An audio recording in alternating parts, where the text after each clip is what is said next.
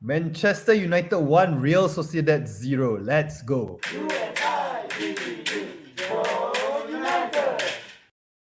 Salam sejahtera and welcome to JomUnited. We are a Malaysian Manchester United fan channel. Yes, dengan bangga ni Buatan Malaysia. My questions off the bat lah. Smurf, what's up with black color weh?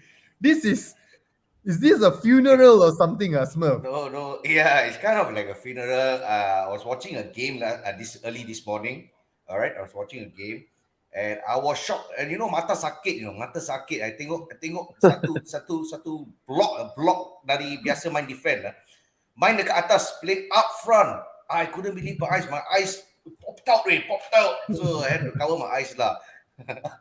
Okay, before we jump into that, okay, maybe Jai cakap sikit Telegram group kita, kongsi dengan member semua Telegram kita.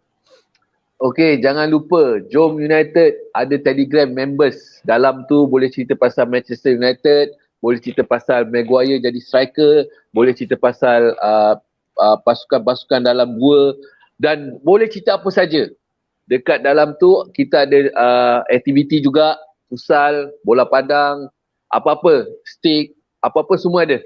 So boleh join our Telegram dekat link. So if you wish the stick man. Right, Maria Stickhouse or Jakes, right? Leave us a comment, or you can send us an email. No problem. We just need one stick to settle some stuff lah. One stick.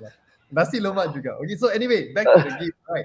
Yesterday, the game, all right, no doubt it was a victory away from home, all right. Usually these type of games, I believe Manchester United, we would have struggled in the previous seasons and whatnot now, right? But this time around, the victory also doesn't really seem like a victory because we have to go into the knockout stage of 32 groups. I mean, with the teams falling off from the Champions League. So Smurf, in a nutshell, what's your take on the game yesterday?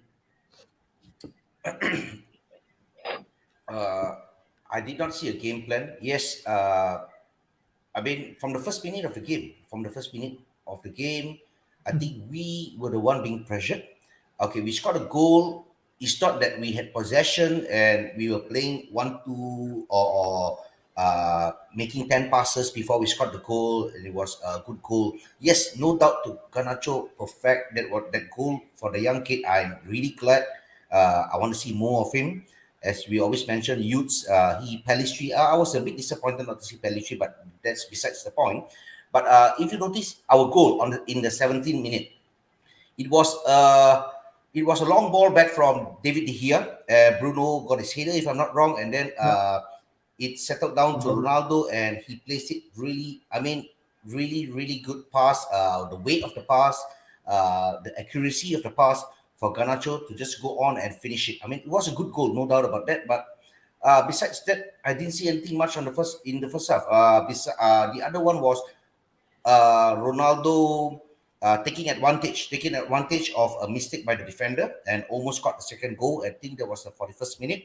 But besides that, really nothing much to talk about. We were just hammered at the back. I mean, we were absorbing the game. We knew before the game we were -2 in goal terms, but the one that actually came out more hunger, very honest, was not the United players. It was Real Sociedad players. Okay, so Jai, berdasarkan apa yang Smurf cakap, okay, pemain muda Alexandro Garnacho, right? So Bruno Fernandes, okay, salah satu lagi pemain kegemaran you, keluar dia cakap, I think dia did an interview lepas game tu, dia cakap this Garnacho memang ada bakat potensi, tetapi ada sedikit masalah dengan perangai dia. Okay, you rasa betul tak step Bruno dia keluar lepas game macam ni, dia bagi tahu input yang macam tu? No, actually kita tak tahu sebenarnya apa yang cuba Bruno sampaikan tau. Atas penterjemahan kita, mungkin Garnacho ada bermasalah lah sebelum ni. Tetapi for me lah, kalau kita berbalik pada game semalam, kita kena bagi kredit dekat Garnacho sebab dia muda dan dia boleh score. And then I think Erik ten Hag akan bawa bukan saja Garnacho, mungkin another player youth yang baru yang belum kita nampak lagi as a first 11 ke apa benda semua tu. Tapi for me, apa yang Bruno nak cuba sampaikan tu mungkin pada terjemahan kita is not good lah. Tetapi Erik ten Hag lebih tahu dengan benda-benda ni semua. So dia boleh tahu bila masa dia perlukan mendisiplinkan player-player dia sendiri. So for me, sebagai apa yang kita rasa tak sepatutnya lah apa yang Bruno cakap kan. Sepatutnya tidak perlu. Okay, the thing, Smurf, regarding the squad depth, I think one of the reasons why, we are into this situation whereby, like you mentioned, Harry Maguire playing as our number 9 pairing with Cristiano Ronaldo and whatnot is because due to squad depth. Our squad depth, seriously, I believe right now is lacking, whereby we don't have the proper personnel. If we want to make any tactical changes or whatnot, there are no people to actually put in. Even to the point whereby I think Ilanga was in the team yesterday, right? He didn't even put Ilanga in and whatnot. Rather, he would actually went for Harry Maguire. So would you think in that case, it's more to like a squad depth kind of issue, and then Erik ten Hag wants to send out a message that, hey, bugger, I really got no players. I have to play my centre back and arguably my worst centre back up front. Okay, it's better you give me more players or whatnot. Do you think it's a statement by Erik ten Hag? Well, if it was a statement by Erik ten Hag, for me, it was. I mean, I'm just disappointed with the whole entire thing that's happening. If it was a statement by Erik ten Hag, well, he did not have to do it in such a game to screw us. I mean, you had people like Pellistri on the bench. Pellistri, he's a forward. He's a forward player. Yeah, he can play on the right. He can probably push him on the left. I think when you are a forward, you can play on the right, left, and center. These are the modern forwards these days. It doesn't matter if you are a striker, you can't play on the right or left. Well, for me, and then you bring in Harry Maguire to go up front. I mean, what's the purpose of it? I mean, his first contribution was basically giving a fall away.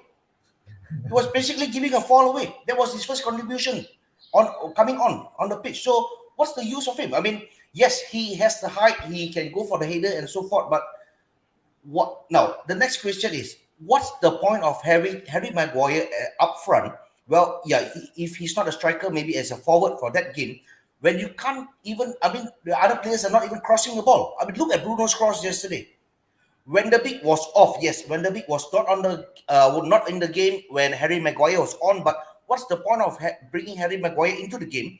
Bruno is start crossing the ball, and Fred is on the left. I mean, yeah, because he came in and Fred was actually on the left at that moment. Fred is basically not going to cross the ball. He's basically retrieving the ball. So what's the point of having Harry Maguire up there if you are going to say that I'm putting him in front? Probably he's going to win the first header and it's going to be a spill ball and hopefully a forward comes and smack it into the goal. But it was a disaster. It was just a disaster for us overall. So and the worst part is probably I have to go to ENT because my eyes suck it already.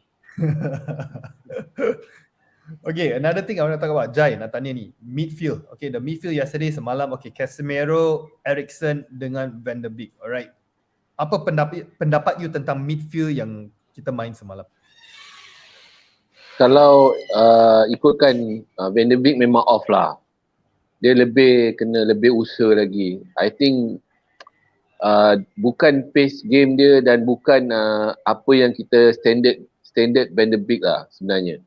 And then bila pairing dengan Eriksen, I rasa dia sama ada dia loose ataupun mungkin keletihan ke, ataupun dia tidak ada version passing yang sepatutnya dibuat.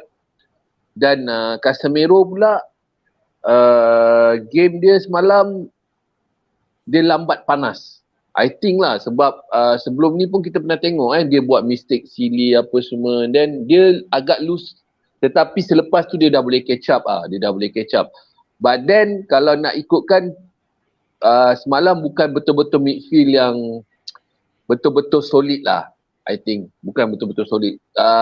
Maybe after World Cup kita kena try dapatkan lagi midfield yang lebih baik daripada yang ada sekarang ni, ataupun untuk memberi saingan lagi pada midfield yang ada. Sebab Eriksen kita rasa kita pun dah faham Eriksen faktor usia dengan dia punya kesihatan dia pun kita kena tahu juga. So dia agak loose jugalah sebab benda tu sepatutnya itu bukan Eriksen yang macam game semalam tu. Eriksen tu sebenarnya boleh bagi version lagi, tapi badan kita tak dapat semalam.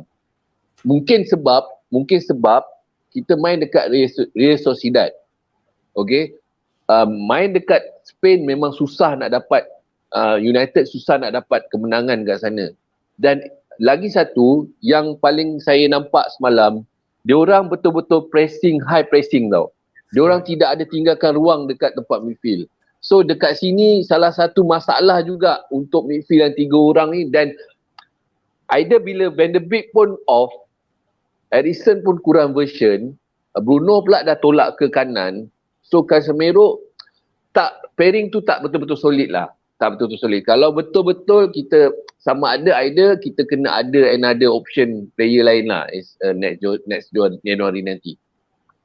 Memang boleh nampak lah kita punya selection overall players, kecuali I think again lah, pendapat saya sekarang defense okay, kita dah boleh kira solid, but then other than that banyak lagi ruang-ruang yang kita perlu isi. Kalau player tak perform macam selalu, Eriksen dia perform bagus kan, but yesterday the game dia tak perform, hancur, the engine is not working, there's no creation, there's no creativity, everything going forward. Even though kalau kita ada Erling Haaland atas pun tak guna, pada pendapat saya semalam memang tak guna lah. So maybe Smurf, the midfielder the one that we all wanted to see whether he will actually, go back to his old form, under Erik ten Hag, Donny van de Beek. Okay, let's talk a bit more about Donny van de Beek. Do you think that he actually messed up big time? Because this game, right, for me, it's one of the game that he can actually prove himself that, boss, I'm as good as how I was back in AX. Put me in the first starting 11. What's your take on that?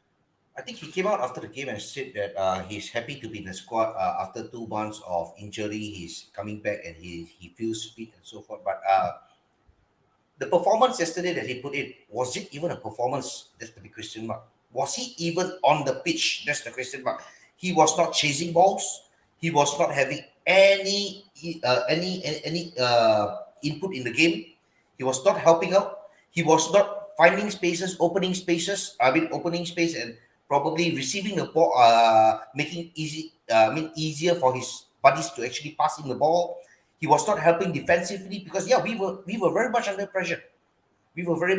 So for me, starting him was not an ideal thing for me. I would have actually brought him because he's just coming off after injury and so forth. Brought him probably in the 60th minute or 70th minute once we are stabilized in the game. Once we had our 2 goals or maybe 3 goals for that matter. So the next question for me, I was very disappointed is Bruno. Besides not being able to cross, what was Erik ten Hag thinking in a matter of fact? Bruno was playing on the right-hand side. There was no effect. He was not affecting the game at all. No effect from him. He was basically clueless on the right-hand side. He was doing nothing on the right-hand side. And then you bring in Rashford. In the second half. And you're putting Rashford as the number 10. Come on, put it this way. We all know that Rashford is a better number 11, which is basically on the left-hand side.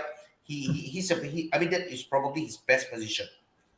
We play him as a striker. There are some camps which are saying that he's not a striker, he's not going to do well.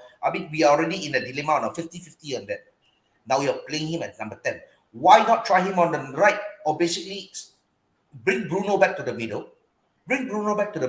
Shuffle the forwards. Push Garnacho on the right-hand side. The kid, he's a kid. He's just not going to play one position all his life. He's definitely going to be a bit more versatile than what he is. So this is the time that you can actually be pushing him on the right, bringing Rashi back on the left. Would that have basically affected the game? I think that would have actually affected the game. But for me, the lineup yesterday, the lineup was fine. I was not upset with the lineup, but the way the formation of the players, where they stood, if it was failing, like I mentioned, Bruno was not doing well on the right-hand side. Immediately change him, put him into the middle and so forth. Put Van de Beek on the right-hand side. Do some interchanges, but no. Bruno was playing the right-hand side for the entire time, and he did not have any much input on the game. Even his crosses were awful. Maybe Jai would have crossed better than that. Confirm.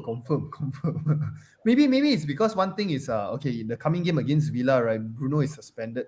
And then we need someone to actually play the number 10 role. Maybe that's the idea of Erik ten Hag playing Van de Beek there, giving him more game time. Hopefully he gets more fluid in preparation for the game on Sunday. What's your take on that? No, I had a thought of that. Honest, I had a thought of that. But my question again is it the right moment? Is it the right game to actually do something like that? If that was the ideology of Eric Ten Hag, is it the right game to do something like that? Knowing that we want to win minimum by 2-0, or basically 3-1 or 4-1 or so forth. We need a 2 goals gap ahead of them. So is this the time to take the risk? That's the question. If that was the ideology of Eric Ten Hag, then that was a disaster. That was just not right. So Bruno, yes, he's going to miss the Villa game, but we always have people like Ericsson. Ericsson can play perfect in the number 10 role. So why not put Ericsson up? In the number 10 role? Why make Wenderby come into the game knowing that he is not 100%, or maybe he's not going to get any input, and basically just leave him there to die? Instead of taking him off in the 50th minute or 60th minute after he's put in an awful performance, why not start the game with a bang and then take him off? Bring him on at the 60th or 70th minute to give him the feel, and basically the next game then he can go for 90 minutes. So this is what I would have actually preferred to do. Okay, Maud mentioned Donny, we gave him so many chances already. True. Also, True. at least we won away, not easy. Okay, Martin mentioned Zidane, Iqbal maybe offer more than Donny in this situation. Yeah, probably. But again, I think in a way that I feel that Eric Ten Hag, right? Playing the youth is okay. Maybe one thing he's giving chance to Garnacho, but I think he's quite picky, in the sense whereby the players, the young players especially, they have to actually prove themselves to him. Okay, especially being professional and whatnot. Apparently that in pre-season, Garnacho was giving some attitude and whatnot, so that's why he didn't actually play him. So maybe it's a bit picky, like a very strict father figure in that sense. That's why it's a bit hard for the youngsters, the youth, to actually break through under Eric Ten Hag. No, but if that is going to be the case, then we're going to have a problem in bringing. You see youths coming up. I feel that Eric Ten Hag is very selective on the youths that he bring up, which is right. He's putting a stand there. He's putting a certain standard there that you have to be certain things before bringing. But now my question is, how many games have he brought Pellistri and placed Pellistri on the bench without giving him a second of football? Exactly. How many games is that? Exactly. So And then why not give Pellistri an opportunity? Yeah, we have actually seen him in pre-season. Pellistri was actually good. I think both of us, we were actually rooting for him to actually play on the right-hand side. And Pellistri, pre-season, he was on the right-hand side. Yes, on the Bruno right-hand side. was not performing. Bring him on instead of Harry Maguire. Because Harry Maguire, like I mentioned, the first thing that he came in and do is, first contribution in the game yesterday was to give a fall away. He was basically clueless. Okay, Martin mentioned one thing we've seen so far this season is Eric Ten Hag will adapt. Hopefully yesterday night's tactics will never see the lights again.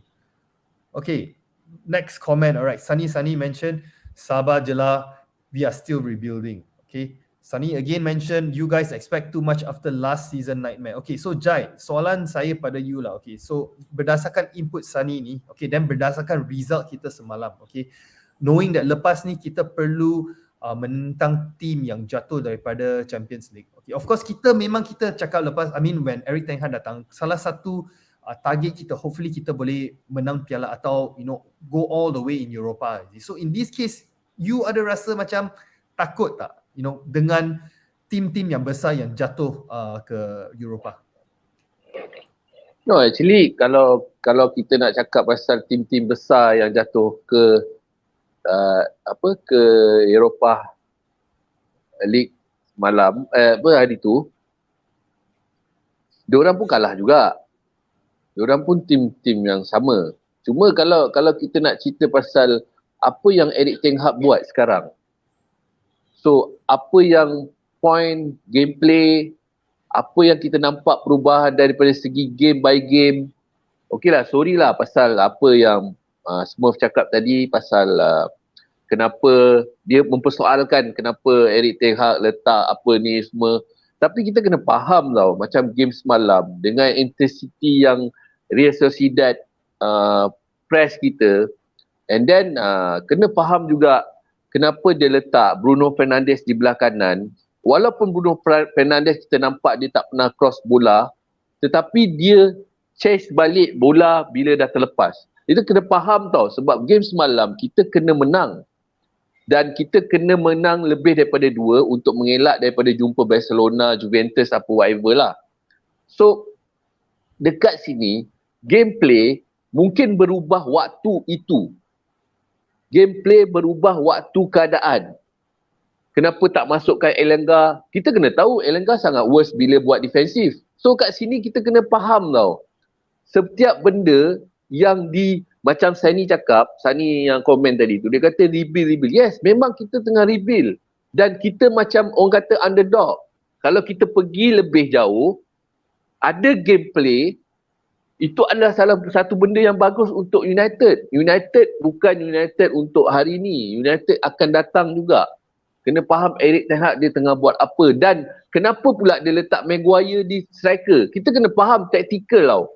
Tactical. Even kita tahu ada striker, Pelestri, whatever lah. Tetapi kita kena tahu tau. Sebab sekarang ni kita nak kena cari gol lebih daripada 1 untuk mengelakkan daripada jumpa tim-tim yang jatuh daripada Eropah. So ini tactical juga kita kena faham. So rebuild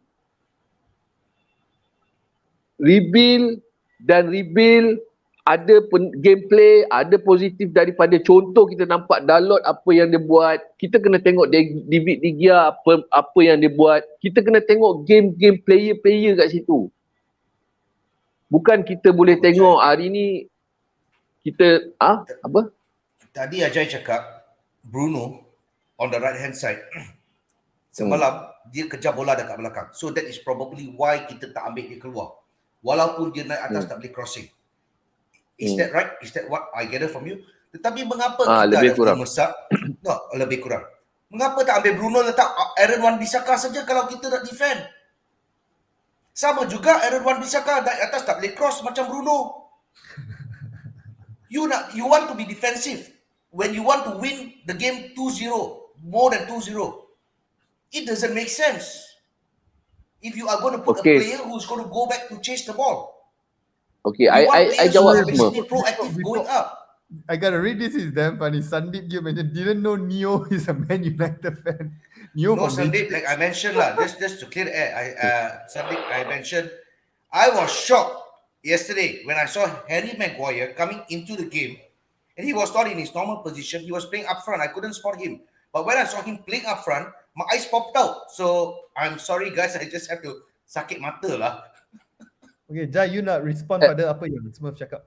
Okay, sebenarnya kalau kita letak Aaron Wan-Bissaka dengan keadaan kita nak dapatkan gol lebih daripada 2 biji, maknanya 2-0 lah, kita nak dapat 2-0. You rasa kita punya chance tu besar ataupun kecil dengan Aaron Wan-Bissaka belah kanan ataupun Bruno Fernandes? Okay, lagi satu, I nak jawab lagi yang nombor 2 punya. Sebelum masa zaman Sir Alex Ferguson, Eric Jemba pun pernah main defend kanan. John O'Shea pun pernah main di tengah. This is a tactical time game tau sebenarnya semua. Bukan tactical overall. Bukan setiap game kita akan nampak ni. Tidak. Percaya ataupun tidak, you tengok Maguire mungkin hanya sekali dalam tahun ni je dia letak striker.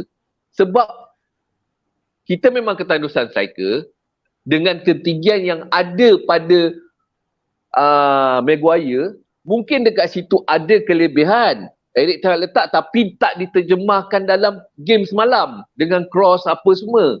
So that is about tactical, apa yang Erik Ten Hag nak buat. So if you're talking about tactical, if we are talking about tactical, like I mentioned, I'm not on Aaron Wan-Bissaka, but since we are talking a bit about tactical, why not bring in, we know Bruno is not performing. Push him to the middle. Okay, push him to the middle. Bring in Aaron Wan-Bissaka for when the big who was not performing as a number 10 yesterday, who was not performing in the midfield. Aaron Wan-Bissaka comes in. He was on the bench, if I'm not wrong. He comes back to the right back. He's going to chase every ball up there, down there, and push Dalot up front. Push Dalot a little bit forward. We have seen Dalot's claws. We have seen Dalot taking people on, dribbling through. I mean, come on, the guy is basically one of the best right back at the moment in the Premier League. push him a little bit more up front to support the up front. And then if you bring in Harry Maguire to hit the ball or to get the high balls, then it makes more sense instead of putting Bruno, who basically can cross waistline. Okay. So I mean, if that is the tactical we are talking about, I mean, these are things that we're going to shuffle around. So what was Eric Ten Hag's logic yesterday? Playing even Fred on the left, Maguire in the middle, taking off Lindelof. Once we lost Lindelof, when McTominay came in as the midfield, we did not put 4 at the back. We did not replace. We played 3 at the back yesterday with Linker. We played with Shaw, and also we played with Dalot. So when that happened, basically, why are we doing that? Because we want to go and score a goal. That's why we put 3 at the back. We want to go up and score more goals. But unfortunately, the tactic was just totally wrong. The players that he chose was totally wrong. He had the players there to reshuffle the team. That is my point. And again, I want to answer back to Mr. Sunny. Sunny, you said we expect too much after last season's nightmare. Well, we expect much because we are Manchester United fans. But yes, I do agree with you. It's a bit too much to expect. But with the players that we had, and with the recent wins that we are coming from the BPL, and we have a good ETH, I wouldn't say world class, but he's a very good manager tactically. So winning Real Sociedad by 2 goals or more away is really nothing much to expect. We had the opportunities, but we went to the game. We were playing defensive. We were basically defending all the way and wanting to win. Might as well we employ Jose Mourinho to come back, park the bus and counter-attack. Okay. The question is, okay, maybe some they are not aware of the repercussions. If just say we actually placed second yesterday in the table, okay, we would have to actually play additional 2 more games, all right, after the World Cup. So what will happen, all right? So pretty much in a week, right, we will have to play 3 games. Okay, knowing how thin our squad depth is, and also on top of that in January, I mean, to be frank, I don't really think there will be many players coming in January, right? So we are pretty much in a dilemma. Just like right now, 1 player, 2 players injured, gone case, we have to go to all kind of non-ETH types of tactics, something out of the box and whatnot. So this is one of the issues. So the question I want to ask you guys also, so are you guys worried? I mean, no doubt as a United fans, we get to watch more football, but then again, performance-wise in the team, because unless we sacrifice something, maybe the FA Cup or Carabao Cup or something, we have to sacrifice something. Do you think that, the team is going to go all out, fight for everything after the World Cup? Maybe I'll start with Smurf first. Well, we knew that if we were to basically lose the game, for me, it was a loss. It was a loss. Yes, on paper, 1-0, win 3 points. But overall, looking at it, it was a loss to me because we were negative down. We were down by 2 goals before the game started. We scored 1. We should have scored 1 more.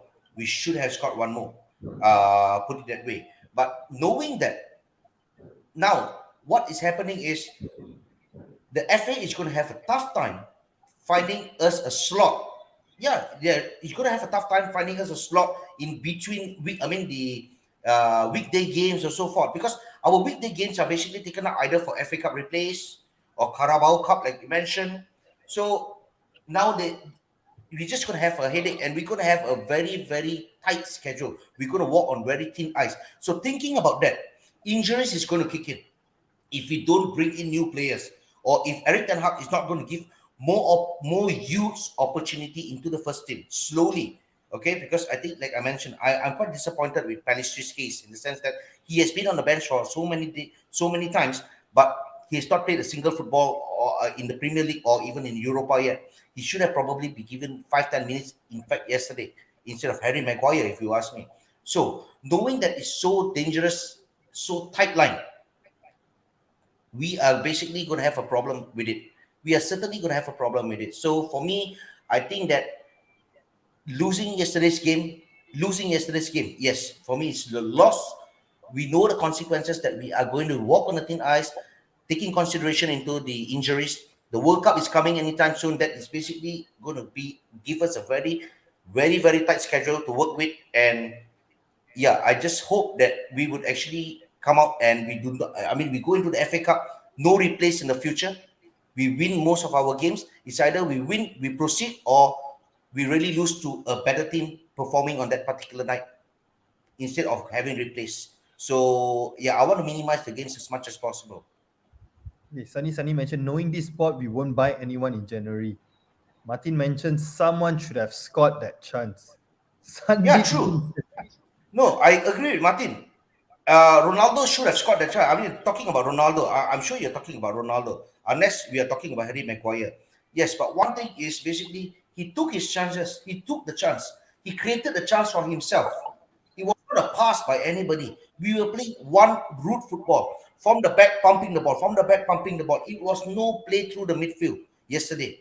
So yes, he created a chance. He took it. Unfortunately, it did not go in because it was a little higher. So are we going to blame him now for not scoring a goal? Even though that he puts effort to try, because I didn't see anyone else trying on that. Okay, so Jai, dapat pendapat you pula tentang situation kita. Okay, lepas World Cup ni lah. Okay, memang padat. So untuk Jai, kalau you sebagai manager lah, so situasi macam ni, okay, knowing that kita mungkin tak ada player baru yang akan masuk, banyak player yang akan masuk. So maybe you akan prioritize, maybe kita pergi untuk league ke, atau kita cuba menang Europa ke, apa pendapat you? Apa yang I dengar, Erik Ten Hag dah buat perancangan masa World Cup. Player yang tidak ada bermain di World Cup, diorang akan buat game dengan ada 2-3 klub dengan klub Spain, I think. Lepas tu diorang ada buat satu latihan pusat lah untuk player-player yang tak pergi World Cup. So dekat sini kita nampak Erik Ten Hag ada buat satu perancangan demi perancangan yang dia tengah plan. Januari sepatutnya kena ada player baru. And then sebab kita tak tahu orang yang balik daripada World Cup, dia orang injured ke, macam Varane kan, kita tak tahu dia balik dia injured ke ataupun tidak. Tetapi apa yang I nampak, kita memang ada youth yang boleh diketengahkan, macam sebelum kata Pelestri kan, Iqbal, you know. So I think lah kemungkinan sebab kita tengok daripada fisio apa panggil Erik Ten Hag punya identity, filosofi, dia mengketengahkan juga player youth, tetapi mungkin dia ada style dia sendirilah. Kita kena tengok dan kita kena bersabar. Sebab kita tahulah, sebab macam game semalam pun kita nampak Maguire jadi striker, Bruno masuk ke kanan, you know, takkan dia buat benda yang dia tak fikir logik. Kita pun kena fikir apa yang dia fikir, tapi kita tak boleh nak fikir apa yang dia fikir. Tapi apa pun pertandingan FA Cup, Carabao Cup, whatever pun, memang this year kita tak dapat cup pun tak apa. Cuma kita perlukan ada gameplay, ada satu benda yang positif untuk Manchester United, at least untuk next year. So kita boleh nampak selepas ni, sebab kalau kita tengok Van der Beek semalam tak bagus, berkemungkinan takkan Erik Ten Hag tak nampak apa yang Van der Beek tak boleh buat. Dia mungkin akan letak Iqbal, maybe, kita tak tahu. Sebab next January, after World Cup, macam-macam akan berlaku. Player injured, player tak form, player mungkin dalam keadaan champion World Cup lagi ke, kita tak tahu tau. So I think Erik Ten Hag akan fikirkan benda ni. Mungkin youth, mungkin beli player baru, mungkin ada taktikal lain, mungkin Maguire main midfield ke, kita tak tahu, whatever apa-apa saja akan berlaku. Main midfield? Hello, kawan, Maguire main midfield? Mungkin. Janganlah bro. Janganlah. Mungkin lah. Basically, apa Jai cuba sampaikan is kita kena manage expectation kita lah. Seperti macam mana Sunny cakap lah untuk season ni lah. Right? Maybe kita getting a bit carried away. Kita nak expect lebih banyak lagi. Of course kerana dah lama ketandusan trophy and then achievement macam tu lah. So in a way, maybe No, kita it's not kena about the trophy. It's not about trophy. It's not about going and winning the tournament. It's not about that. We are taking game by game. We are going one game by one game. For me, yesterday's game was a game. I mean, today early morning's game was a game that we were supposed to win comfortably. We had the players in the squad, but the tactics was wrong. The tactics was wrong. We were under pressure. We were playing wrong ball. Most of the time, long ball. I mean, I can't even remember once that we were playing from the back. Well, most of the goal kicks were taken by Linka. Linka was passing it to David De Gea, and David De Gea palm the ball up front, hoping that basically Ronaldo or Garnacho would actually get the ball, header back to the midfield, get a spill ball and open the play. But that didn't exactly happen. What happened is basically the ball came back. We were still under pressure. So it's not about the expectation of winning the tournament. The expectation about yesterday's game was we had the squad to win, but we were just under pressure. And I noticed something about this Manchester United squad. Every time our opponents start to press us, we go clueless. The next thing we do is we play long balls. But when we are able to control the game, when we are able to basically control the game and play around with the ball among ourselves, when we get that confidence, we play a very good game. But if we are under pressure by the opponent, when the opponent press us, we do not know what to do. The next best thing is long balls. And long balls is just not paying off. You're still going back to Tambah sikit. Tambah okay, sikit dong. Sebelum ni lepas Lagipun semalam Real Sociedad 8 player utama dia tak ada. 8 player utama dia 7 player utama dia tak ada. So dekat sini memang kita bernasib baik lah, kita menang 1-0 and then seperti biasa David De Gea menyelamatkan bola. So dekat sini banyak benda yang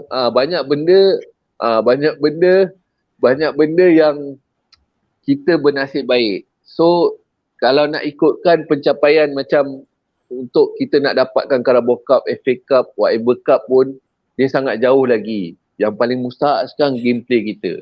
Itu yang paling mustahak. Macam semalam kalau kita tengok pun kita rasa boring. And then second half kita tidur. Betul tak? So cuma kita bernasib baik kita dapat gol and then macam saya cakap lah David De Gea dia akan selamatkan gol. Dan diorang pun 8 player utama tak ada.